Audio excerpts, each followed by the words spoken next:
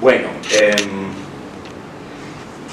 este año 2019 el Instituto de Filosofía quiere ofrecer una serie de cursos que tienen por objetivo, por interés, abordar temas atractivos para las personas en general, sin formación filosófica necesariamente, con el fin de que pueda haber allí un espacio para el diálogo, para la conversación, y también para mostrar cómo la filosofía puede, creo yo, comprometerse y abordar temas que nos interesan, y yo creo que en ese sentido podemos aportar muchísimo.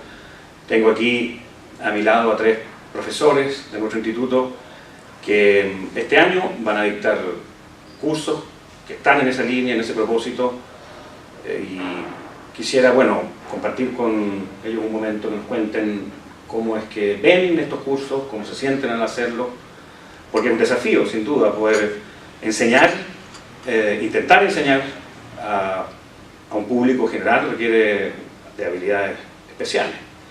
Bueno, uno de estos temas tiene que ver, por ejemplo, con el sentido de nuestras vidas, que es el título de uno de los cursos que hace Eduardo Fermandois. No sé si, Eduardo, si nos pudieras contar un poquito. Sí, bueno, ese es el título, efectivamente, el sentido de nuestras vidas, y claro, está animado por esa misma idea de dirigirse a un público, en este caso muy amplio. No hay ningún requerimiento para hacer el curso, basta con tener la disposición a leer los textos que vamos a comentar y discutir en torno a esas cuestiones últimas, cuestiones de índole existencial, como la pregunta: ¿cuál es la finalidad de todo esto? ¿Hacia dónde vamos? ¿De dónde venimos? Esas clásicas preguntas. ¿Cuál es el valor? Son diversas preguntas, en realidad no es la pregunta por el sentido, porque el sentido es una palabra ambigua que da origen entonces en sus diversos significados a diversas preguntas. Sentido como orientación, sentido como valor, sentido como importancia, sentido como, en fin.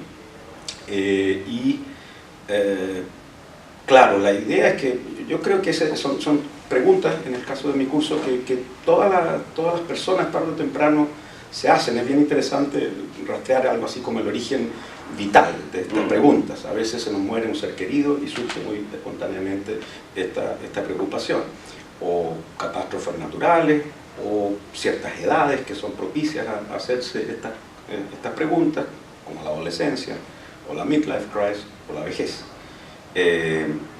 Pero por uno u otro lado, el ser humano, creo yo, se ve enfrentado a estas inquietudes, y la idea del curso es tomar textos que las abordan de un modo muy directo, textos de Tolstoy, textos de Camus, textos de Frankfurt en torno a la idea de importancia. ¿Qué significa que algo me importe, que yo me preocupe por algo, ¿no? La importancia de lo que nos preocupa, en el título bonito de un libro de Frankfurt. En fin, a mí me motiva porque, como dices tú, es un desafío de, digamos así, de traducción de contenidos, digamos, que son académicos, pero que ahora los queremos, o sea, que han sido trabajados, a veces con términos técnicos y todas esas cosas propias de la filosofía académica, pero que ahora, y ese es el desafío, queremos llegar a un público no filosófico, con el fin, finalmente, esa es como mi disposición, con la motivación también que asocio al curso, con el fin de que cada persona finalmente llegue a elaborar una posición personal, pero que pueda razonarla, ¿no? Sí. Digamos, esta vieja idea de Sócrates también anima este curso: una vida sin reflexión no merece la pena ser vivida. Entonces, eso, vamos a ver enfoques religiosos, enfoques no religiosos, vamos a ver por qué la cuestión del sentido tan rápidamente lleva a la cuestión de la religión. Eso no es casual. Pero eso con la finalidad de que cada persona, a partir de esos textos, la lectura, la discusión, salga del curso con algo así, como, no sé, con algo que no tenía antes, que una posición, un enfoque razonado. Sí. Eso. ¿Dirías tú que, a propósito del estatus de la disciplina de la filosofía, que esto podría mostrar, o no lo sé, me interesa tu opinión, que la filosofía sirve para algo? Sí, bueno, esa categoría de lo útil o lo inútil de la filosofía es un tema, ¿no? Yo soy, bueno, en fin, ¿no? Yo finalmente creo que no es un gran tema, porque depende de qué entienda uno por útil. De acuerdo a eso va a decir que la filosofía es inútil y se reivindica muchas veces el ocio, pero si entendemos por útil otra cosa, pues podemos decir que sí sirve la filosofía. La utilidad de lo inútil es el título de un libro que circula por ahí, no me acuerdo, un autor italiano, en Acantilado. Yo creo que en cierto sentido de útil o de servir, la filosofía sí sirve. Yo soy de los que piensa que la filosofía no se agota en el concepto académico de la misma, sino que hay un concepto que Kant llama mundano de filosofía, que es cuando, por ejemplo, estos cursos, ¿no? Es cuando la filosofía sale de la universidad y se hace cargo de las preguntas que interesan no solo a los filósofos de profesión, sino que a todos en principio. Pero hay un tercer concepto de filosofía que se ha perdido mucho, que es la filosofía como forma de vida, ¿no? Y eso es a mí algo que me interesa mucho. Yo creo que existe algo así como un estilo filosófico de vivir, o por lo menos me interesa preguntármelo y ver qué podría significar hoy en día eso que para los antiguos era tan evidente, a saber que la filosofía no era una doctrina, un contenido en primer lugar, una teoría, sino una forma de vivir, o una teoría sí, pero al servicio de una conversión, decían ellos incluso, de un cambio de vida. Y eso hoy día con la filosofía profesional que tenemos hoy y profesionalizada se pierde en gran medida, ¿no? Eso sí, hay una concepción de filosofía cuando uno hace este tipo de cosas. Oye, bueno, Vicente García Huidobro también va a hacer un curso que yo creo que tiene bastante que ver con el curso que nos va a dar Eduardo sobre el sentido o los sentidos posibles de nuestras vidas. En tu caso tiene que ver con la relación entre filosofía, espiritualidad, psicoterapia, y eso puede verse también como una manera de abordar este tipo de cuestiones, de preguntas o temas fundamentales. Claro, es un esfuerzo por poder, desde la psicología, particularmente desde la psicoterapia, conocer estas reflexiones filosóficas contemporáneas que se están haciendo en torno a cómo vivir mejor, cómo tener una vida más conectada, más tranquila, cómo tener una mejor vida, para poder pensar un poco la psicología desde ese ámbito, no solo desde el ámbito como de la salud mental, entendido en modo médico, psicopatológico, sino a partir de la mejora en nuestra calidad de vida. Todas estas reflexiones contemporáneas que se están haciendo en torno a la filosofía, yo la sitúo en un ámbito que le llamo como el ámbito de la espiritualidad, en un sentido laico. Pero son por estas preguntas fundamentales que tienen que ver con el tema también del sentido de la vida, cómo vivir, cómo cambiar, cómo poder acceder a una mejor forma de vida. Creo que eso le da un vuelo a la psicología, un sustento teórico bastante más amplio, pero al mismo tiempo la ciencia social y en particular la psicología y la psicoterapia creo que también pueden dar una suerte como de aterrizaje o de bajada de estas preguntas hacia cómo esto se puede traducir en cambio y en prácticas concretas. Entonces el curso tiene como ese doble, de hecho la modalidad del curso es teórico-práctica, donde vemos filósofos y terapeutas contemporáneos que abordan temas ligados a lo que llamamos espiritualidad, y después vemos la traducción concreta de eso a través de prácticas, vamos a ver sesiones grabadas de video de psicoterapia, y también vamos a ver distintas prácticas que hoy día se están promocionando bastante, como mindfulness, la meditación, cuál es la vinculación que existe entre estas dos esferas, para poder pensar el tema de la espiritualidad de un modo serio, con altura de mira, profundidad teórica, pero al mismo tiempo pudiendo aterrizarlo para que la gente, bueno, de hecho estamos pensando en un curso de extensión que son abiertos a público general, pueda saber también, bueno, cómo se puede aterrizar todo dentro del ámbito del juego de día. Bueno, ese tipo de cosas es lo que hay que problematizar. En qué medida el llegar y adoptar una práctica y venderla marketeramente, bajo el término mindfulness, etcétera, puede ser contraproducente en un sentido, pero en qué otro sentido también puede ser una forma de actualizar y de ir abriendo un espacio en la sociedad para el tema de la espiritualidad y de prácticas que nos ayudan a poder vivir de un modo distinto. Pero eso es un tema que está abierto. está abierto, que es muy difícil en verdad. Y que van a discutir en el curso, como parte de la cuestión también. Exacto. Esos estudios pueden tener algo como que vaya en contra del sentido de lo que busca la práctica, pero también se pueden leer caritativamente como formas de poder validar dentro de la sociedad actual, con sus criterios de validación científica, la posibilidad de este tipo de ejercicio.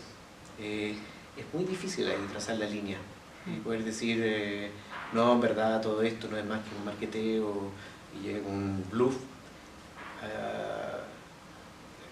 Y hay gente seria que también está trabajando sobre ese tipo de temas. El espíritu del curso es poder abordar este tema desde una perspectiva seria, considerando este tipo de cosas que tú señalas como trasfondos socioculturales, cuestionamientos políticos que puede haber detrás de la rehabilitación de este tipo de ejercicio, pero también viendo como, bueno, cómo la sociedad por algún motivo está buscando esto.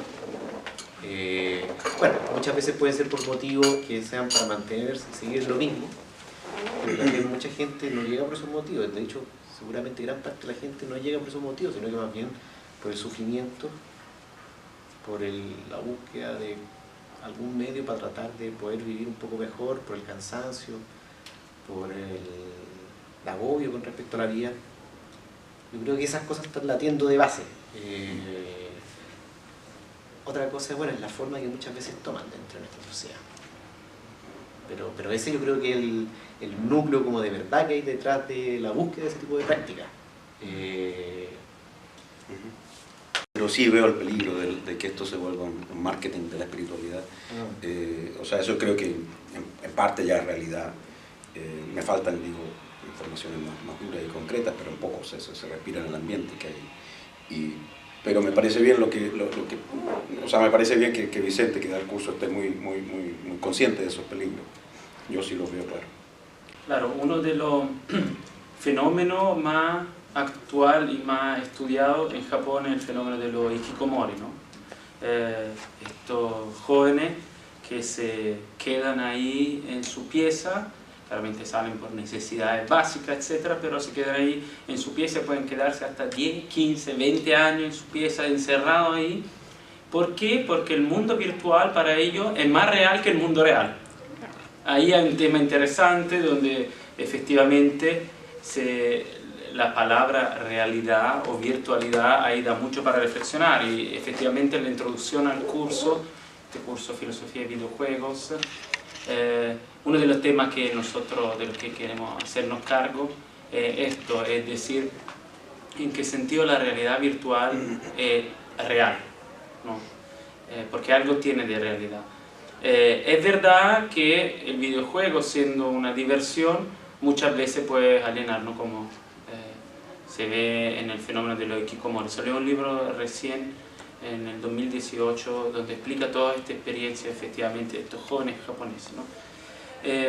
Lo que efectivamente nosotros queremos abordar es un poco la estructura de los videojuegos y un poco también la idea de una ética de los videojuegos, ¿no? Esto, digamos, esta es una parte, según yo, de una ética de la tecnología. Nosotros vivimos en un ambiente tecnológico, Ansionas en su principio de responsabilidad, que cumple este año 40 años. Había dicho, sirve la nueva ética para la civilización tecnológica, porque el fenómeno tecnológico ha cambiado radicalmente nuestra vida, ¿no? A mí me gusta decir que no solo la tecnología es un medio con la M minúscula, es decir, un instrumento para hacer algo, sino que un medio con la M mayúscula, es decir, o sea, se ha vuelto en nuestro ambiente la tecnología. Nosotros vivimos en un ambiente tecnológico, en este momento seguramente, porque me di cuenta, me llegaron WhatsApp, me llegaron correos, y entonces aunque yo no esté ahí hablando con la gente me está hablando, se está comunicando conmigo, aunque yo no lo quiera, están pasando cosas. Y la tecnología, en un cierto sentido, actúa, funciona, entre comillas, independiente de que nosotros estemos actuando.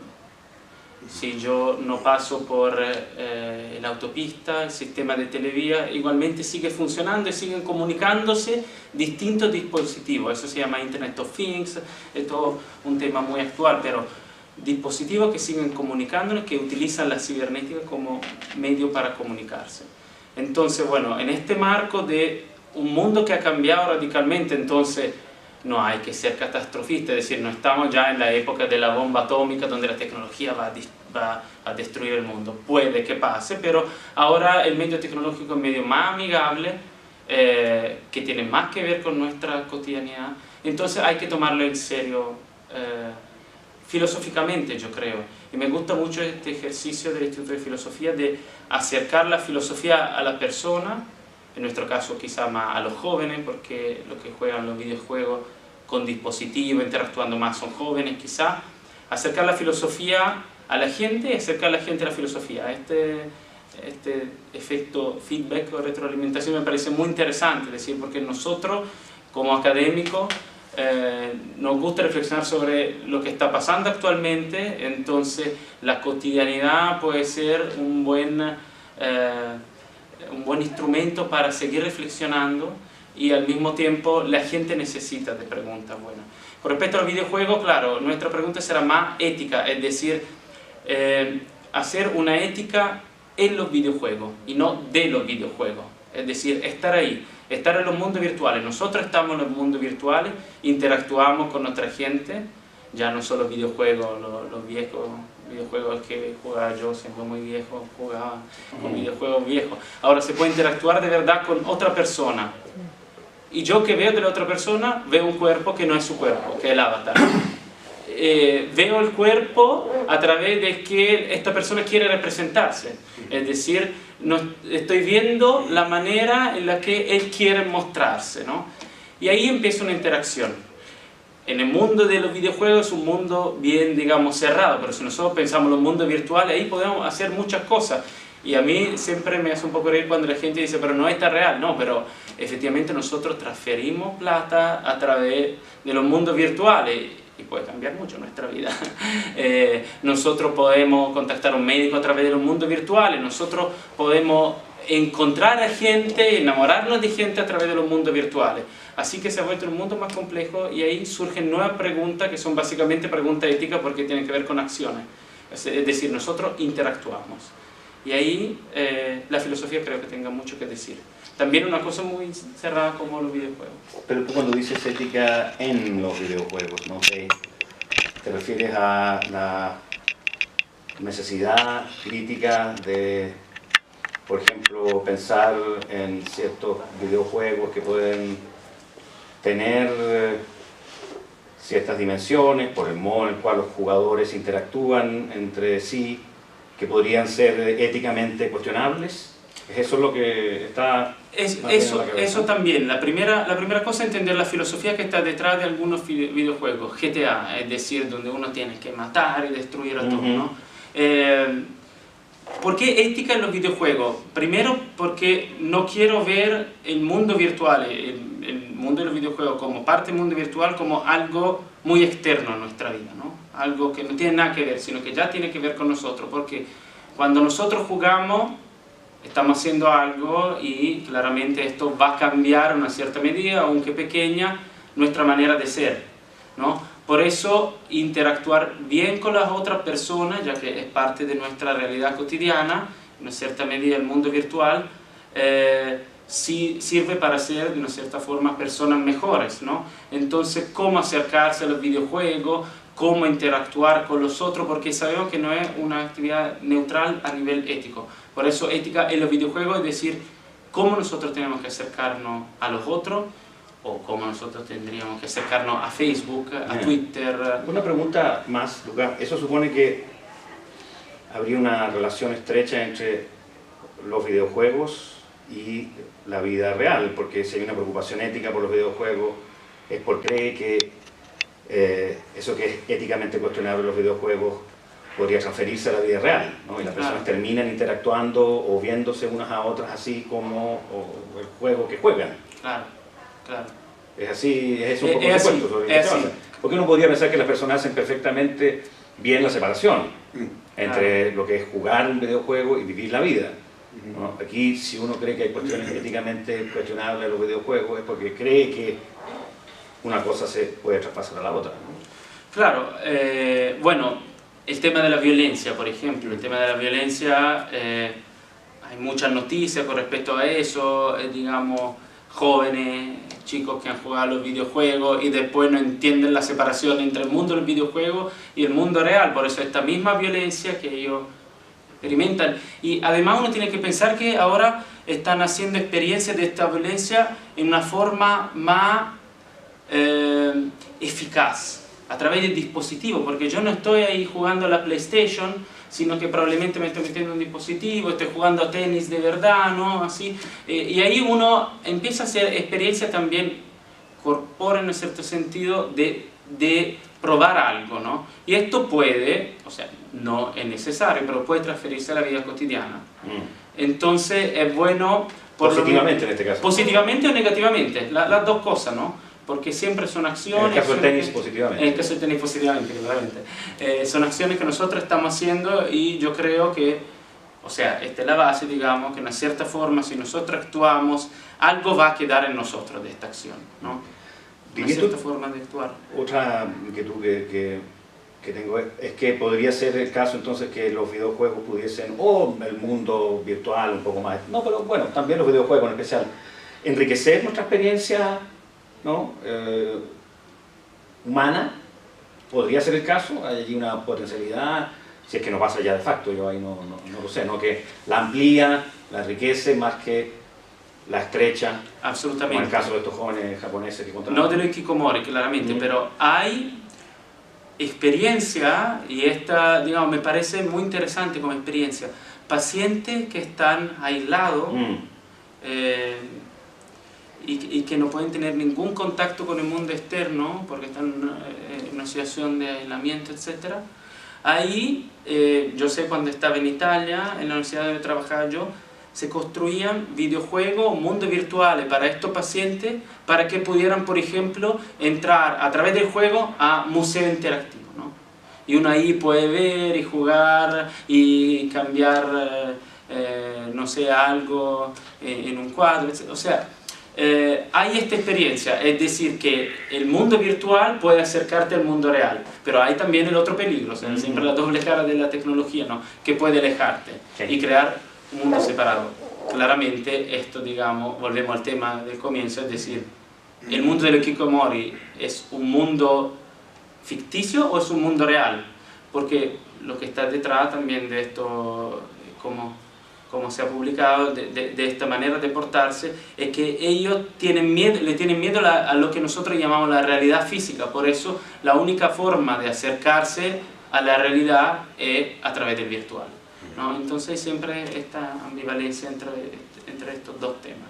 Pero puede servir como una manera para acercar a la realidad o alejar de la realidad, a mejorar a la persona o empeorar a la persona. Siempre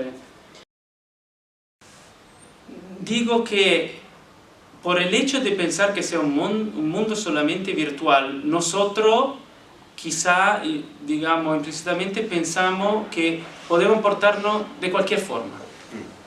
Porque yo sé que el otro no es real, pero el avatar sí es real de una cierta forma, ¿no? Así como, digamos, gran parte del bullying y toda esta violencia al otro se hacen a través de internet, porque uno no ve la cara del otro, y no ver directamente la cara del otro puede ser como una posibilidad para no respetarlo.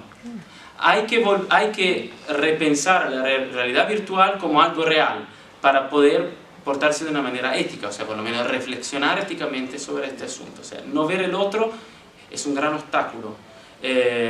Creo que estamos en una fase, digamos, de la civilización tecnológica en que tenemos que tomar seriamente en cuenta este asunto. Es decir, es que no tendríamos que tener como una separación muy fuerte entre el mundo real y el mundo virtual, por lo menos como ética, ¿no? Entonces, empezar a desarrollar una ética en el mundo virtual. Nosotros tenemos que relacionarnos con el otro de la misma forma en la que nos relacionaríamos con las personas reales.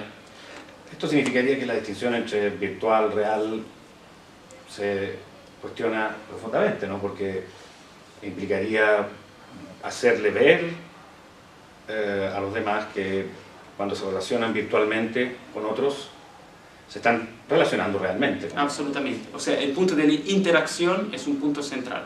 En los mundos virtuales, los objetos virtuales son indefinidos porque no tienen tiempo, no tienen espacio en cierta medida, pero no son tampoco como, acá veo la escuela de Atenas, ¿no? Como una pintura que está ahí, porque los objetos se mueven, cambian, los ambientes cambian, se mueven y dependen de la interacción, o sea, los objetos se forman o cambian dependiendo de la interacción que hay, ¿no?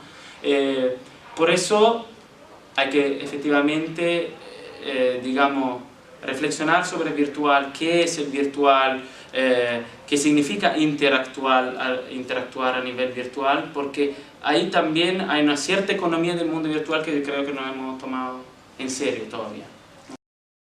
Pregunto, si no sería necesario en algún momento esa distinción, volver a retomarla y hacer una valoración del mundo real, en el sentido más clásico del término, para tener algo que decirle a esos chicos, digan, mire, que se están perdiendo, ¿no? Pero eso es interesante, que por un lado tú la borras por una cuestión, por una motivación ética, ¿no? Claro. Y después como que la tendrías que rescatar, la misma distinción, para hacerte cargo de la posibilidad, y no solo posibilidad, en un caso real en este caso, de que gente pues ahora se moviera solo en el espacio virtual y lo considerara real, y nosotros diríamos que eso es un empobrecimiento seguramente de la vida, ¿no? Eso sí. Claro, sí, no, se entiende el tema, se entiende.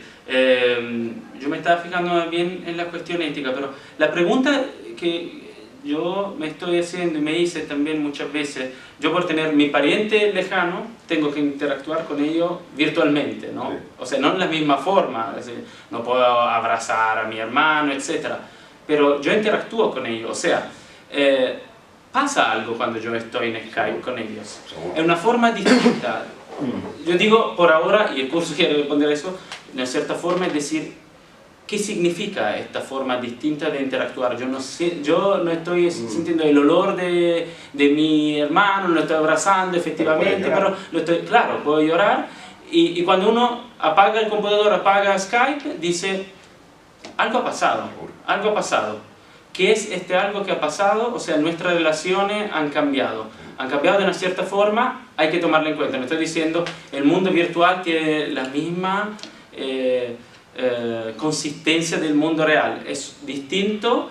Yo creo que uno no tiene que verlo, digamos, con la heurística del temor de Jonas, ¿no? Es decir, espera un momentito porque esto es algo malo, no, es algo que está pasando y tenemos que juzgarlo. Quizás me pareció muy interesante lo que decía Eduardo, porque muestra que hay una tensión, ¿no? Entre esto de la realidad, de la virtualidad, pero ¿qué es lo que nos parece mal de estos jóvenes japoneses? Es justamente el que toman por real lo que es virtual, y uno parece que, como decía Eduardo, quiere decirles, mira, se están perdiendo de algo. Y pensaba yo cuando Eduardo decía eso, ¿qué es lo que hay de... ¿por qué se empobrece quizás la vida cuando uno vive así, como esos jóvenes japoneses? Probablemente tiene que ver con la sustitución de la experiencia,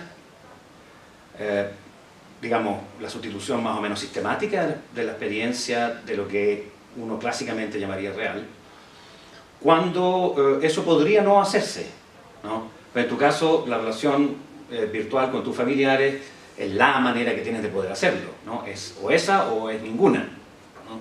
Aquí tenemos a un grupo de seres humanos jóvenes que deciden, de alguna manera, eso también habría que preguntárselo después de un tiempo, ¿no? Siguen interactuando, pero deciden sustituir la experiencia de la interacción real, clásicamente entendida, pudiendo no hacerlo, ¿no? Porque podrían efectivamente salir, conversar, tocarse, en fin, pero no lo hacen, y allí parece que hay algo que empobrece la existencia. Claro. No sé si parece que tiene sentido eso. Eso en psicología se distingue entre lo que es el uso de un videojuego y la adicción al videojuego. Claro. Todo este tema de los videojuegos está dentro de lo que se llaman las adicciones conductuales. Y ahí siempre se diferencia entre lo que es el uso de una sustancia o el uso de un videojuego y la adicción. Claro. En el uso, la persona mantiene cierta libertad con respecto al videojuego, y le abre potencialmente experiencias que si no estarían cerradas, le abre nuevos campos de experiencias que si no estarían. Cuando hay adicción, el videojuego empieza a cumplir más bien la función de ir sustituyendo la realidad. Y es muy bonito porque cuando entonces se hace algo para controlar, por ejemplo, la conducta de videojuegos del adolescente o suprimir el videojuego un tiempo, lo que empieza a suceder es que la vida del cabro empieza como a florecer nuevamente. Es impresionante que cuando se ha desarrollado una adicción, no en los casos de uso, sino cuando se ha desarrollado una adicción y se controla el videojuego, efectivamente al controlarlo, la vida de la persona, la vida del adolescente empieza a aparecer nuevamente, y eso se nota en los vínculos, las preguntas que se hacen, la participación que empieza a tener en el colegio. Hay como un horizonte de mundo y de sentido que empieza a aparecer que antes estaba como cerrado con los videojuegos. El criterio también para considerar cuando hay una adicción, una conducta adictiva, es si es que a la persona o a alguien del entorno esto le causa sufrimiento o malestar. Entonces ahí hay un criterio práctico, operativo, para poder delimitar una zona u otra. Pronunciarse filosóficamente, más profundamente, yo creo que es más complicado ahí. Tú lo puedes... pero el ejemplo se podría extender, ¿no? Cuando todos podamos interactuar así. Claro. Entonces ya no va a haber alguien al lado que necesariamente esté como en otra dimensión, literalmente. Podríamos interactuar de esa manera comunitariamente. Claro. Ustedes ven que los temas son fascinantes, sí, son muy, muy interesantes, nos interpelan, diría yo, directamente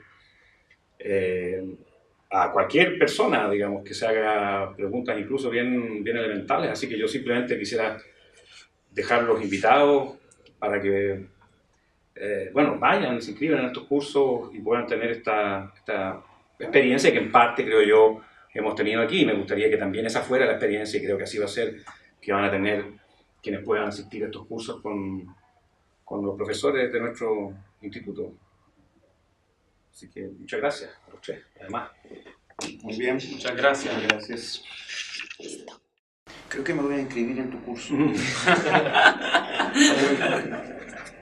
Las preguntas, las que estamos llegando. ¿Tú te puedes inscribir en el dentro? Sí, absolutamente. Pero tenemos ya 4 inscritos. Eso.